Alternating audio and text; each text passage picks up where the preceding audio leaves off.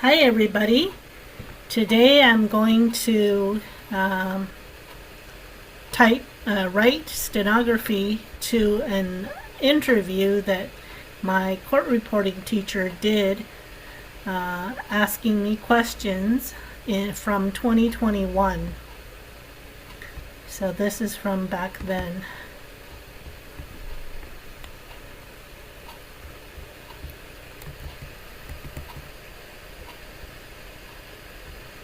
Okay, we are recording. Yay. Thank you, Carolyn, for being here. I'd like my class to learn about you and what you do.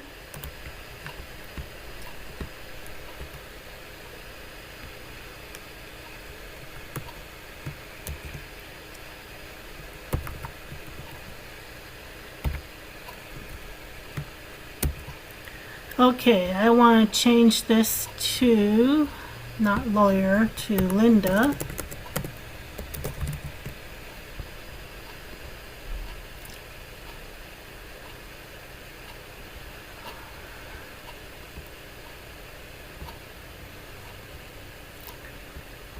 Okay. Carolyn is a former West Valley College student. She's the most outstanding real-time writer in steno. And she got through the program quite quickly. She's decided to do card work, and she's going to tell us all about what she does. So hi, Carolyn. Hello. So we have a list of questions prepared, and Carolyn prepared her answers. So I appreciate that, because we want to get through as many as we can, and that helps that you already have your answers ready to go. So I will start with the first one. When did you begin your journey as a court reporting student or a court reporter or a captioning student? 2006. 2006. And how did you even hear about court reporting or court captioning work? My husband told me to go to court reporting school because he thought I would make a good court reporter. But after I got into court reporting school, at 160 words per minute, they asked me if I could do a CART for a student on campus because they needed the service, and that's how I got started doing CART. How interesting. Your husband gets some credit here then. Yes. Very good. And you mostly work remotely, is that right? Yes, right now. Back when you got started at West Valley, you were on campus and you would go to the classroom with the student? Yes. But now almost everything is remote. Okay, so the next question was, where did you receive your training? I think I know most of that, but not everything. West Valley College. Yes, and then after that, you've gotten other kinds of training? No. No seminars or anything like that. You have Not really. You have figured out all the technology yourself. Oh no, I had a lot of help from people at West Valley. Well, also the firms that you work for showed you how to use things like Stream Text or Skype. Oh yeah, after you get on the job, there's a whole lot more learning. Yeah. Exactly, I'm sure of it. Okay, how long did it take you to get to the point of being employed? 4 years. Really, 4 years? I actually was a little bit unripe for the picking. What do you mean? You were... I was only proficient at 140 in the 160 class when they asked me to go and caption CART for a student who was in this paralegal class where the teacher talked like 225.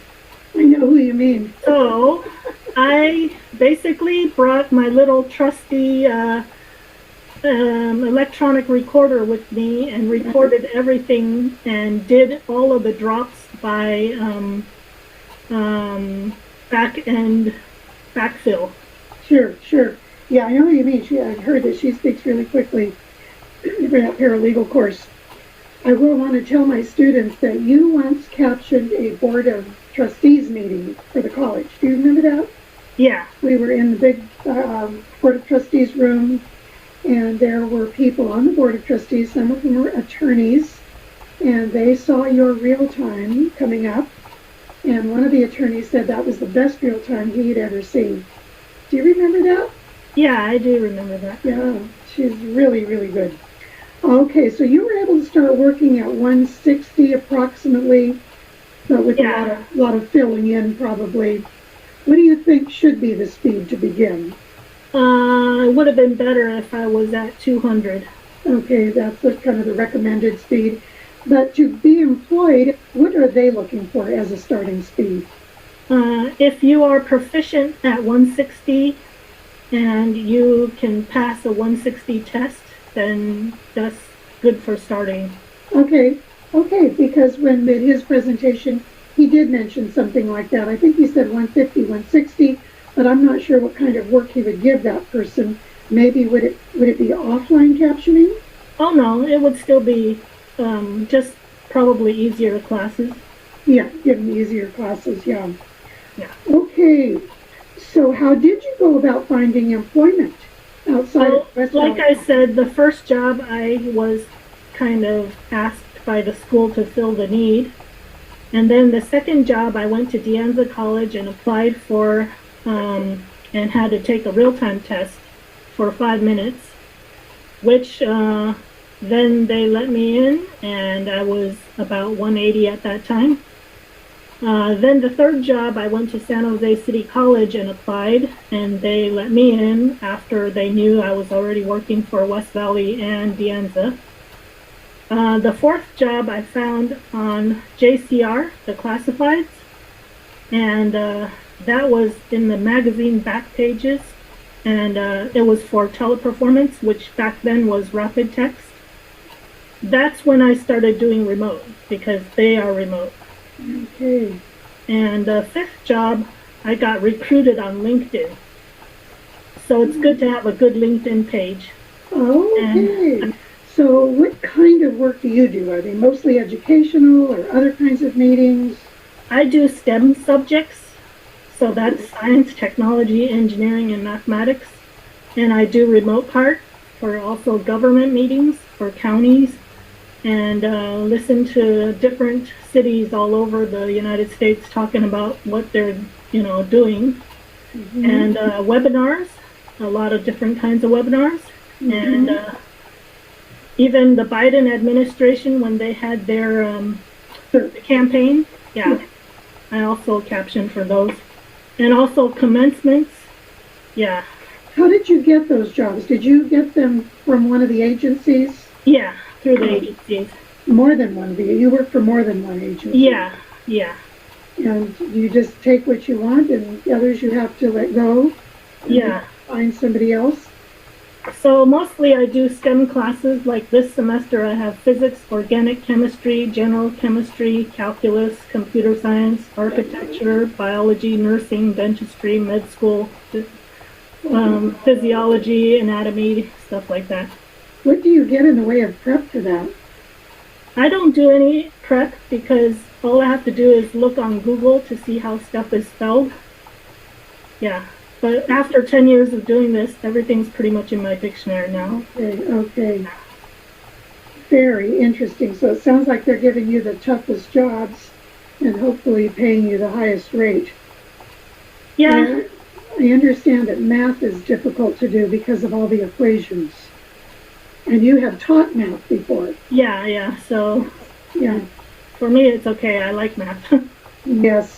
Yeah. Okay. What do you find are the most challenging kinds of courses? Okay, the most challenging vocabulary would be anatomy and physiology because they have all the bones, all the muscles, all the different body parts, and the parts of your heart and ear and inner ear, and special names.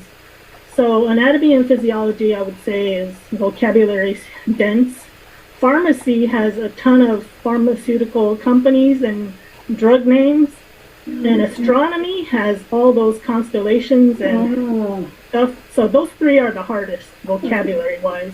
Okay. Then you get the classes with the foreign accents where the teachers are from Russia, India, China, Australia, Latin America, and where else in the world that you have a hard time understanding not just their pronunciation but the grammar. they have their own way of constructing English grammar, and you're listening to it, typing verbatim what they're saying, and you're trying to understand what it is they're saying. Yeah. So it's not just hard for you, it's hard for the students too to understand when they talk like that. Yeah. Then there's the speakers who talk way too fast. Today I'm going to take us on this grand tour of the history of mathematics that started up in the 1900s. Pretty amazing stuff. So, What did you do with that? today's listening. How many has the definitions and reasoning that we're using in our proof? So if you think about last week, what did we do? We talked about how to write simple mathematical statements. And we talked about different types of statements. We talked about universal quantified statements. What did you do? This guy talks about 1.5 times faster than normal. But how could you? The sound wasn't very good either. Did you have earplugs on? Your headset or earbuds? Oh, the sound is good. It's just that I'm playing an audio clip so you guys could hear, but I guess you can't hear too well. The words we couldn't hear the clarity very well, but I think a headset might help. But then the speed, yeah, You can hear the speed, right? Yeah, Yeah, for okay. sure. For So sure. basically, when speakers talk way too fast, you have to kind of paraphrase or drop the unnecessary parts. Yeah. Then there are commencement speeches where there are way too many names to spell. Those are hard. There are meetings that have like 20 different speakers, and you need to designate the names of the people before they even start talking. They need to introduce themselves, right? Oh no, you can see them on Zoom who they are. Oh, because their names are showing up under there. Yeah. So then you designate who's talking. Okay. And then foreign language courses like Spanish, French, German, if you try to type a foreign language course, first you have to know the foreign language, but then trying to fingerspell all those words is pretty brutal. And then there are classes, there are jobs from foreign countries. So like the job that goes from 11:30 to 1:30 in the middle of the night for China, and you're trying to stay awake and not fall asleep. So that's a little challenging.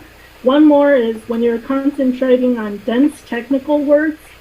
So like I had an instructor say this the other day, map.entry is a type, but entry set is an object. Entry set, this is a method, so it returns an object. And this is the name of the type of the individual elements in that set, right? So when we saw, well, we didn't explicitly do it here. Scores.entry_set is going to be, and you're listening to this stuff that makes no sense to you at all, that sounds like a lot of words that are strung together that don't belong together. And you have to hold on mentally and continue typing for hours like that all day long. And the dot, is that a point, a period? No, I actually typed the word dot. The dot. Yeah. So the student would know exactly what was being said. So Hopefully the student understands what's going on. what kind of a class was that one? That was computer science. Oh, wow. But I mean, all day long you're listening to stuff when it's STEM classes and it's like electrical engineering or physics or whatever stuff that's over your head. You're concentrating on vocabulary that you don't know what you're listening to, but you have to get the words right in the right order. Do you feel like you've learned a lot in listening to these classes? My favorite thing that I learned was in a med school class where the teacher said that calcium is important for nerve function. Oh. And if you get cramps, muscle cramping, like Charlie horse, you probably are short on calcium and you should supplement with calcium. Okay. And ever since I learned that, I've been able to help a lot of people and tell people about it. And I also take supplements, and I never get any more muscle cramping. All right. Good to know. Thank you. Boost my calcium intake. Thank you. Thank you. All right. Let's see. The remote, down to the 10th question I have here. You like the remote better than on-site? I would think you can do a lot more. Yeah, I definitely like remote a lot better. You don't have to show your face, and you can just show up in your t-shirt and jeans, and no commute. Yes. And also, you save a lot on time because if you're on site, you have to, like before when I was working for West Valley College and De Anza College and San Jose City College, I was driving between those three places, and all of that driving is not just gas wasted, but it's time wasted. A lot of time. And when you work remotely, it's only 10 minutes between Southern Oregon University and Stanford, you know? Sure. And you could switch schools and you could work 12 hours a day where you could never do that on site. Right. You can work for a job in Australia, whereas would never be able to do that. Yeah. Yeah, Exactly. that makes sense. There have been some Facebook threads about how some reporters are saying, I'm never going back to on-site. Yeah.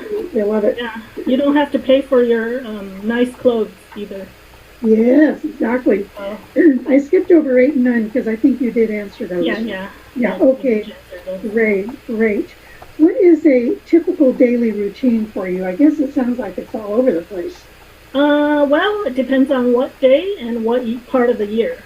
Doing CART for educational setting, you follow the school year. So it depends on what time of the year it is. For the start of the semester, like September and February, when you start first and second semester, it's totally crazy. I start work at 5 a.m.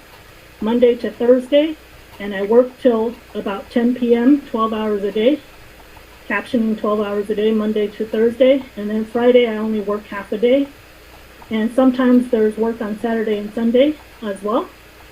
And then the second month of the semester, October and March, students start to drop classes and they start to take exams. So your schedule lightens up a bit. In November, there's Thanksgiving week, so you only work half a week that week. And then in December, you only work in December, and in May, you only work half a month because then they take finals. Yeah. And then between December 15 and January 15, you take the whole month off. I mean, there might be a few jobs, but not very many. Different kinds of jobs. There might be a one-off here and a one-off there, but it's pretty much the whole month is very light. Okay. And summer break goes from May 15 to August 15, and unless somebody takes summer school or somebody has a summer conference going on, it's also pretty light and not too much work. Yeah. Is there any kind of work that could be done in the summer? You can go do offline work, transcript production. There is some part, but it's just very light. Is that so? So the agencies don't necessarily send you to, say, city council meetings or those kinds of things during the summer? Even the city council people are having fun in the summer. They have less meetings, yeah. Okay, well they still have some meetings, but not that many. So mostly busy during the school year. Okay. Yeah, so that's why during the school year you work like crazy and then you take a break and have fun all summer long. And save some money for those time periods. Very good. Okay, so could be any hour of the day that you're working. It just depends on what you want to take. You could take as much or as little as you want, but if you don't take enough in the beginning and students start to drop classes, then you might end up with less than you want. Got it. Okay, let's see. Do you know any voice writers? I'm presenting this video to our voice writing class, and yes. I think you told me that you do. Yeah, I know one voice writer that works for my company, and she's not, the agency that I work for, and she's in Ohio. Okay, and takes pretty much any course, as far as you know? Is she? I don't know what she takes, but yeah. She does do classes, though. And does she stay busy? Do they have a preference in hiring, do you think? You can produce a transcript, and you could produce Realtime. They don't care what you did to make it happen. Yeah. Okay, very good. Now, my 13th question was about the syllabus, the textbook, but you're saying you mostly just go to Google to see what terminology is going to come up. Well, in real time on Zoom, I can see the teacher's PowerPoint slide, and I can catch some spellings of words off of that. So I finger spell it if I don't have it in my dictionary. Okay. Like special proper names of artists and who not, and it goes up. What is your designation for the teacher, the professor? Is it the I professor? put instructor. Just instructor. You don't put the person's name. Like, No, I put okay. instructor because I don't know if they are a professor or if they're an adjunct professor or just a lecturer. I don't know who they are. So I don't put professor. So you have that in your dictionary as prof, or No. Somebody actually gave me a really good idea for speaker designations. They told me to use R for teacher, instructor, right? R on the just left. the letter R on the left hand? No. R, and then you put an asterisk, and then on the right hand side you put RK. So R asterisk RBG? Uh-huh. RBG, yeah, okay. Yeah. So what I do is asterisk RBG on the right hand side combined with anything on the left hand side is all my speakers. Okay. So what word would you use if you could put yourself in the position of a voice writer, a word to put in the dictionary? Ruck. Rock. Ruck. Like short for instructor. Got it. Yeah, ruck for teacher. Okay, and then what does it look like? It's not instructor colon? Is it those greater than signs? Yeah, you get those 2 carets and oh wait, no, you don't get 2 carets. You just get an indent and then instructor and colon. Yeah. You don't use that thing they use for captioning, literally, No. I only use that if it's a speaker that has a name that I want to designate. Okay. So if another speaker comes up, then you do use those 2 greater than signs? Yeah. And how do you put that in your dictionary? Brace, S for speaker, and then the 2 braces? For steno, I use No, I'm not saying this. It's the dictionary entry. The dictionary entry. A brace with a capital. I think it's a brace with a capital S colon, and then the 2 greater than signs, and then the person's name, or do you know the person's name at that point? I type them out, finger spelling, and sometimes. I see. For people who give me prep, like 20 different names for a group of speakers, I prep them out with. I have 2 dictionaries. One is my main dictionary. One is what I call my add-on dictionary. And I put all these special people names into my add-on dictionary. So I put like Man, and that will come up Amanda. Oh, okay. And I'll put like Jen, and that'll come up Jennifer. Got it. And I put that in my add-on dictionary so that later on, when I changed another job, I can erase it and change it to somebody else. Sure, Maybe sure. Jen will be Ginny or something else. And your add-on is like a job dictionary. It's like a job dictionary, but it's my everything else that I might temporary. It's my temporary dictionary. Got it. Good. Okay, do you provide a transcript to the students? Yes, but not just to the students, to the administrators, to agency staff, and to the deaf services coordinator from the client side. And sometimes there are 20 people looking at my transcript.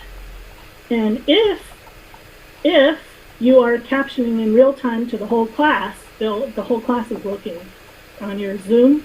Yeah, so it's not just the student.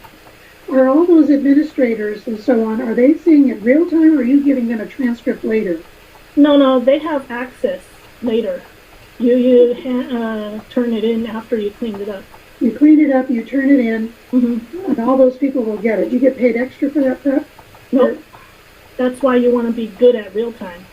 If your real time is crappy, then your hourly rate goes down because all of that extra cleanup is not extra pay. Right. So let's say you are getting $50 an hour. Right. And what if they don't get a transcript? Do they always get a transcript? The student will always get a transcript? I thought pretty much. Okay. So no prep time, no extra pay for that. No, not really. You just have to have good real time. Yeah, no kidding. I thought I had heard that there was a half hour per hour. Not true. Not really. Okay. Okay, did you have to learn about the deaf culture, or did you happen to take any kind of training or classes No. about the deaf culture? No. Um, Okay, have you ever worked with any of the deaf and hard of hearing associations for their meetings? yeah, just once. Okay, and you would go to their They meeting? were really funny. I remember that day they tested me with the word Oh, supercalifragilisticexpialidocious to see if it would come up, and it did. of course it did. Then they tested me on shiitake mushrooms, Oh, and you didn't and have it came that. up in real time. And then they said, "Ah, you're good." You're good. What's your outline for Funny. supercalifragilisticexpialidocious? I typed it, how it sounds. I No. yeah, Why don't you have a phonetic. short? You should have a brief for that, because people are going to ask you that, right? Don't people want to just test you out to see if you've got that word? If you've got a two-stroke, that would be impressive. Yeah. Maybe you don't get asked. Maybe you don't get asked that question that often. Yeah. We tried it the other day with our voice class, and I think it came up. Okay, what kind of technology do you use? Agency platforms. They have their own platforms. So like Rapid Caption for teleperformance, Google Docs, Zoom, Blackboard Collaborate, Canvas, Moodle, Google Meet, Stream Text, WebEx, Microsoft Word, Excel, Eclipse, Cat, Nokia, smartphone. Well, it doesn't have to be Nokia, but it has to be a smartphone. Skype, Google Hangouts, Gmail, and the ADT payroll system. Okay, well now So you've scared everybody away. How do you learn to eventually you learn it all on the job. So does the agency set you up and you just have to write? Well, the agency tells you we do it this way, and then they train you. Okay, So after they train you how to use their system, you learn their system, which includes whatever platforms they have. let's say it's stream text. Yeah, So do you have to download something to have stream text? yeah. You download stream text. Hmm. Do you go to the output formats and choose it? You know, Well, they will. The agency people will help you. They'll tell okay, you. Yeah. okay, okay. All right, good. We would need that, I think, most of us. All right. So how do you keep organized when you're working with so many firms and so many different classes?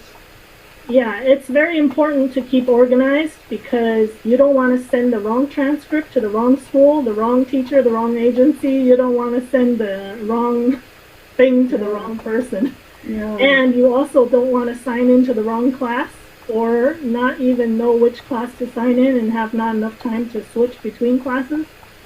So I schedule myself to have like 10 minutes in between classes to pump out the transcript and to switch over to the next class. So within 10 minutes, I'm I'm turning in my transcript, logging it into my um, Excel file timesheet. So so the first thing I do is I have a card. So let me show you this card. See it? Yes, uh-huh. Mm-hmm. On the top, it has the student name. So in this case, it's not student, so it's Linda. And then I put down what school name, how much per hour or per session that I'm being paid, so I know how to do the invoicing. Like Zoom is the platform, and it's fall 2021. It's Friday from 1:30 to 2:30, and it's a recorded Zoom. So this would be the class name right here. Okay, This will be yeah. the date. This would be the number of hours. So that's how I keep track of each Okay, job. okay, And if it's a one-off, it's a white card. If it's a semester length, it's a blue card. If it's a if it's a government meeting, it's a yellow card. And then on the back side of the card, I write notes. So like the back side of this card, I have, you can see, I have for this student so far, he's had no Zoom link. He's had quite a few different issues crop oh, up in his class. Yeah. So I write the issues on the back of the card, and that helps me when I'm on the job looking, and I say, where's my student? Why is he not in class yet? I look on the back side of the card, and it says, oh, he's always late by 5 minutes. And I know not to call the supervisor and complain, hey, where's my student? Because this guy is just always late. Okay. That's normal for him. You know what I mean? Sure, sure. Or if okay, so that's very important. And then I keep all of these files. I keep all of these files in a deck, a little binder clipper, and a deck, like Monday through Friday. Okay. So I have a whole bunch of them, a whole bunch of jobs. Yes, you do. Do you do your own billing? Okay, so then different companies do it differently. So after I have my index card that has all the information I need for one job, then I have my paper-based master calendar. So here's my paper-based master calendar. Can you see that? Sure, sure, yes. Okay, so all it is a half sheet of paper, and I folded it in half and folded it in thirds, and then I creased. I put a line down the crease, and I put the number to represent the date on the top, and I put the hours that I'm working. So you can see the hours that I'm working. Okay. In little circles. Sure. This is very important. You have to have your own system where you keep track. I like paper-based because that way you don't have to be on the computer. Mm-hmm. Looking around for things.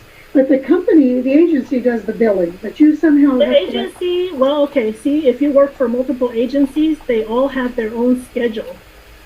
And they all have their own calendar for you. But nobody has a calendar that's your comprehensive calendar of everybody's jobs. You have to make that. That's what this is. So I put everything on there to make sure you don't get double booked and you don't get overlapping. You know, you don't want that to happen. If you have that happening because you're not organized, then you could get in trouble with the agency not really wanting to hire you. Exactly. Exactly. So that's my paper-based master calendar. Then the other thing I do is I label my Eclipse files, YYMMDD, so it's year, month, date. And then the job company, the agency, initials, and then the class name, and then that's how I label my Eclipse files. But you just have one INI, or one setting file? Oh, I have two. Two. Because they have different settings for different kinds of jobs, yeah. Right. Okay. So then I have an Excel file for my timesheet to keep track of which each sheet in Excel represents a different company that I work for. And each one has, the information for that job, like the date, and the date, the time, the number of hours, the pay rate, the total pay, and then that way you could use the sum function on Excel and sum up at the end of the pay period, and you can make an invoice. Then you have an invoicing template that you make for yourself. Do you have to invoice? That's what I'm wondering. Do you have to invoice the agency? Yeah, you have to invoice the agency so they pay you. They don't keep track of it. Okay. Different companies work differently. But you're not an employee of one independent contractor? Yeah, independent contractor, but they just have a different invoicing system, so they don't. I still invoice. I still create an invoice, even though I don't send it to them. And then I still match my own records with their records to make sure everybody got their numbers correct. Right, and that's usually right? Is it usually correct?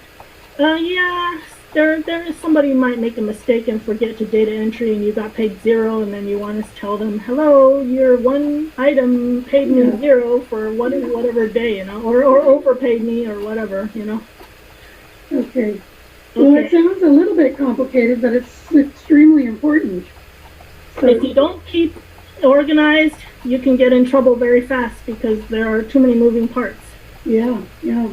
And then I have all these see, I set alarms on my phone. Oh, yeah. 4 a.m. is my first alarm, 4:30, 4:50, and then 4:55. And I set all those 4 alarms just for my 5 a.m. job. Wow. The first one to wake up, the second one to psych up and start my computer, and the third one to just Eat something. get just to get get a little message that I have 10 minutes, and then the last one I have to be on my computer and set up and ready to go. Ready to go. Yeah, so it's good to try and look at every job before it starts, about an hour before, if you can, to make sure you have all of the things you need. Because sometimes the coordinators will forget to give you a Zoom file, a Zoom link, and then you need to get it from them. If you're not looking at your job information until the last minute, you're going to end up not being able to perform on the job. Yeah. So I've saved the coordinator many times from forgetting the Zoom link by looking at least an hour ahead on the job file to make sure I have the Zoom link.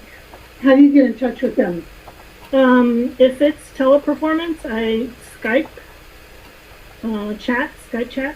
If it's one interpreting, I Google Hangouts chat, and they also have another chat in their portal. Are they there? Are they there at 5 in the morning to see your message? Yeah, they do. They have people. Yeah. Okay. Yeah, they have people. They're not always there, but most of the time they have somebody to chat back with you. If it's really emergency and it's the last minute and something's happening, then you can call. But you have a phone number to call. Try not to call too much, because if everybody called, they'd be in, Sure. be wasting too much time. But anyway. Never make it. Okay, well, that organization sounds really important. Would you recommend that somebody just start with one agency? Because you're very experienced, so I can see where you're in control of all that. Yeah, well, you don't want to start with 2 agencies. You want to start with one, and then when you get good at it, then you can add another one. Got it. That really makes sense. It's like you don't want to have twin babies at one time either. But that could happen, right? But it could happen, yes. So in the web technology, you told us about the software that you would need. Equipment, your machine. Do you have more than one machine, steno machine, in case? Yeah, you can have a backup. I have a backup steno machine. I don't have a backup computer. Oh, so if anything happens to my computer, or if anything, one time in all of 10 years, it only happened one time that my internet went out. Oh. But other captioners have had their internet go out way more times than me, and I've only had it happen once in all of 10 years. That could happen. Mine went out the other day for almost 24 hours. Do you use it? You just, basically, I had to go and Skype to my boss and say, sorry, I have no internet. You need to find another captioner to cover for me, and that's all. Could you pick up your computer and go to the library or go somewhere? Probably. The whole town was out. Headset. Use a headset? No, I don't. I use speakers. Just the speakers on your computer, or external speakers? External. Okay, little table, desktop speakers. Yeah, desktop. Yeah, okay. Any other equipment you record what's being done, what's being lectured? Do you have a recording of what the teacher? Yeah. Eclipse does a simultaneous record option. So you can listen to that. Yeah, you can fill in the blank if you want on Super, like Mr. Motormouth. I will fill in the blanks if what I dropped was something important. Is your transcript double spaced or single spaced? Depends on what they want. Yeah. Okay. And line numbers or any of that, does any of that matter? No, we don't do line numbers. Only line numbers? Yeah. Okay. Can't think of anything along the lines of technology other than what you said. Don't need a foot pedal really for what you do. Well, there is something that's not technology, but it's very important. I need to show you. This is a neck brace. Oh, wow. And this is my little neck brace liner made out of half of a what do you call it? Baby blanket? Towel, hand towel. Oh, okay. And I had a seamstress cut the hand towel in quarters, strips, and then line it for me, hem it. What do you do with that? And then you put it onto your neck brace, like this. You line the neck brace so your neck, is sweaty, and you don't want to get your neck brace dirty. Okay. So you line your neck brace, and then you wear it like this. It's got Velcro. You wear it as Velcro, and you wear it like this, and this is how you work so that you don't get a neck problem. And I learned this from another person who spoke to me. Okay. She spoke in one of your classes when I was a student, and she was a captioner, and she said she busted her neck. She had to have neck cervical surgery on one of her spine, what do you call that? Discs?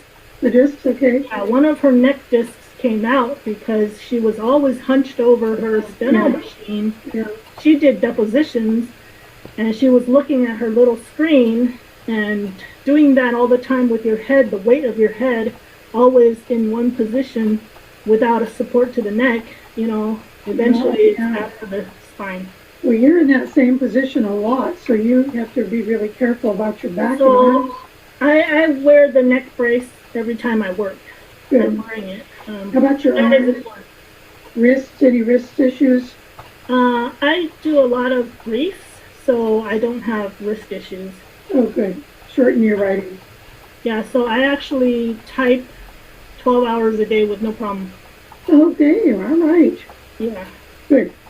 All right, let me see, what else do I have here? So you're an independent contractor, never an employee. Yeah. Okay. And then I guess maybe the last question is, what's the most surprising thing that you found out in doing this kind of work? Well, I've had clients over the years say to me that they really liked my captioning. Some of them even sent a little letter to the boss and, Right. say they're very grateful. But recently, just a week ago, less than a week ago, I had one client who liked my captioning so much, he asked the boss if he could pay me a bonus. And then when the boss said there's no such thing in the company bonus, but he said, how about if I raise her rate just for my company? So he raised my rate by $10 an hour. Wow. So I wish we were live, because then students would ask questions, but instead I will take their questions and pass them on to you after I've played this video for them. Yeah, that's fine. Carolyn, thank you so much. She's the best. I'm telling you guys, she's amazing. Yeah. Yeah, one thing is focus on accuracy, and if you have clean real time and you enunciate for voice writers and you have really clean real time, you will make a better hourly rate when you're working. Sure. You start where you start, and Yeah. there are always chances to improve. Right. All right. Do you have a job today? Yeah, I have one at 3:55. Okay. Well, we'll let you take a little break, and thank you very, very much. And we'll be You're in touch. welcome. Okay. Yeah, you're welcome. Bye. Thank you. Bye, Okay. Carolyn. Bye-bye.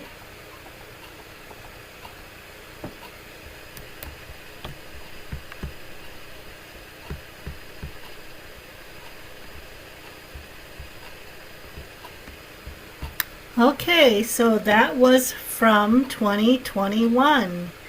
Kind of a little memory lane walking to the past when I was very busy.